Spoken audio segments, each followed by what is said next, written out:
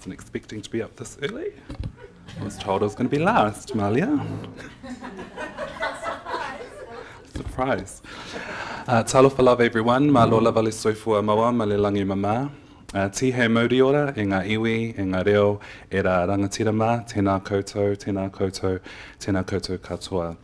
Warm greetings to you all, distinguished guests, friends, family, colleagues, and yes, those of you who find yourselves to be neither. It is great to see you all here this evening. I was trying to think about what I wanted to say tonight because I've known about this occasion for the last 2 months? Or 18 months, yes, that's right. But I was kindly reminded about like 2 months ago, and I was really thinking about what I wanted to say that would really impact all these distinguished people and these amazing leaders that are in the room tonight. And unfortunately, I didn't really pencil anything down because I think that that's what leadership is. It's finding yourself in that space of blankness, where you do get caught up in your mind about how to get out of that situation. I did bring a piece of paper, it's blank. And that's, again, because that's where I think leadership is. I think it begins with blankness. We're either elected, we're either promoted, we're either recruited. Some of us might find that recruitment process problematic, but we still become leaders nonetheless. Not at SKYCITY, just for the record.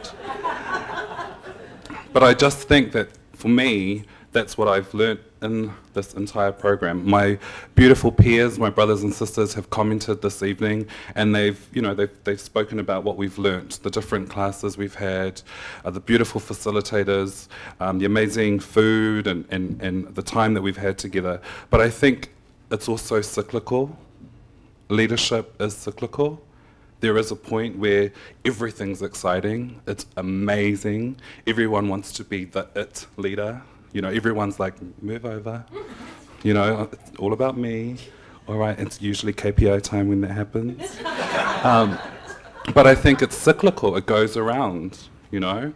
18 months ago, we began this journey and I was blank.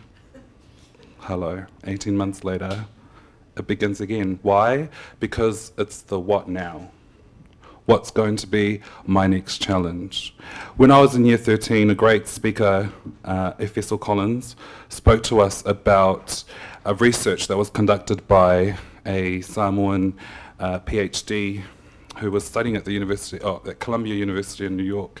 I think her name was Anne-Marie Tupuola, or Dr. Anne-Marie Tupuola, and it was around tagging.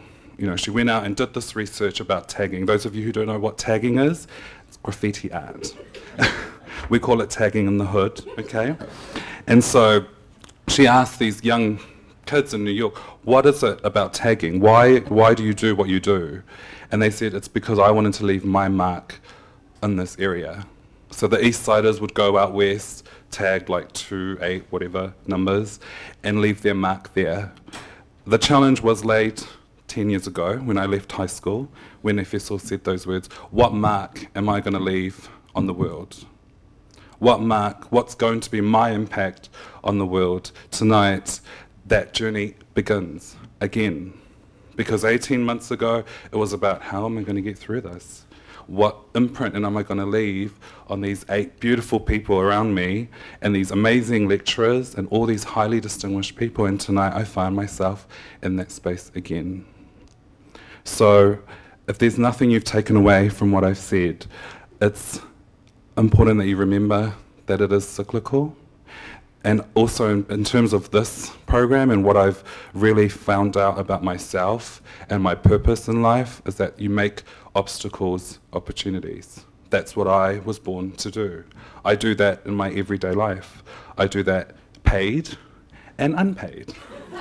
Because when you're Samoan, you still have to make those obstacles opportunities. When people die, when people get married, you know, that's what happens. And I think that that's the beauty of being a Pacific leader, particularly in this beautiful country that we call home. So on that note, I want to thank and pay a special tribute to people and leaders who've left a huge impact on my life. I want to firstly thank, tonight's a special evening for me because I get to do it in my second home, the home of world-class entertainment, SKYCITY Auckland, and I want to pay tribute to our business. I'm aware that our CEO is here, Nigel. Thank you to you and your team for your commitment to our leaders, in this particular case, our Pasifika leaders. So I thank you. I want to also pay a special tribute to Ruth, who's here today, and our learning and development team who continue to support our leaders throughout our organisation. Thank you, Ruth. My beautiful friend, I was trying not to say And I just wanted to say, also acknowledge Claire Walker, who's here with us tonight. No longer with our organisation, but Claire, thank you, because you were there at the beginning of this journey for me, and I've never forgotten that. So thank you very much for being here tonight and for your ongoing support. I want to pay special tribute to my beautiful manager, who's here with me tonight, Chris Hackshaw. Chris, thank you for continuing to inspire me every day. We, in the role that we do and the role in our organisation, it can become very challenging. Things can get a bit tricky. But you have been a constant support throughout my journey.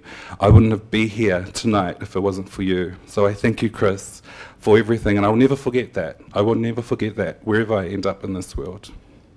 I want to pay a special tribute as well to our best family who have organised and who've seen the importance of Pasifika leadership in this country. So to Rachel and your beautiful mother and the Best Institute of Education, thank you.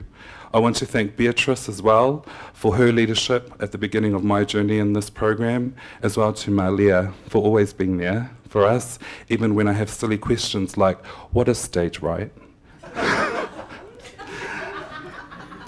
I want to thank the village that helped raise me, my parents in particular. When Sandra was speaking about being a published poet, you know, my little table will turn around and they're like, oh, you're amazing, that's great. And I just had to pause and think because I'm the product of parents who couldn't speak English.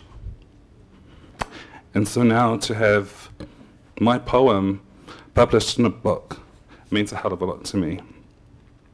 So I want to thank and acknowledge them, as well as my beautiful siblings. They are my worst and harshest critics, but my loudest supporters. I want to thank all my friends, my cousins, aunties, uncles, tonight my beautiful friend Josie, who's here with me tonight, for always being there and for giving me courage, because I see it in you. Thank you. To our facilitators, Rosie, Bridget, Fiona, Jolene, and Selena. Thank you for guiding us throughout this last 18 months. It's been a whirlwind journey, but we're here. And we are now here in another space of blankness, in another space where we can lift off and continue to make those obstacles an opportunity. Whawhitai te le lava, ia manuia.